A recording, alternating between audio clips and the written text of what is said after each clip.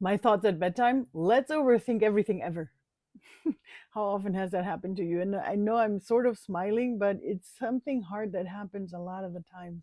And it's that one thing that takes us into this paralysis mode that we have as ADHDers. If this is your first time here, hi, my name is May. I'm your neurospicy cyberwitch, here to help you unravel anything witchy, highly sensitive, and or ADHD.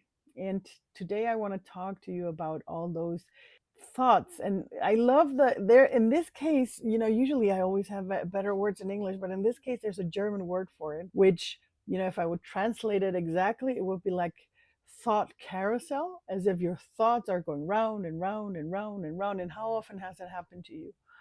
And I remember how many times that happened to me. Like I couldn't sleep, or if it starts happening during the day, it would keep me away from, working, because it drives me directly into paralysis where we can't do anything else because our thoughts are running and running and running and running and running.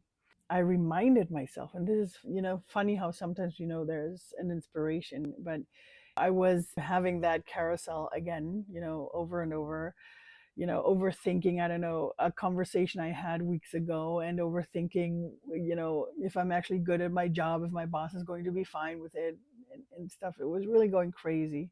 And then somehow I got reminded as to how I used to be as a teenager, how I used to write things down. And then I sat down and, sort of like just spit out everything, the whole thought carousel. I'm gonna try to bring that word into English.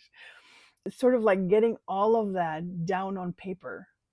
And it almost felt like I was screaming it into this paper and just writing it out and taking it all out. But the weird thing was that once I was done, I felt sorted.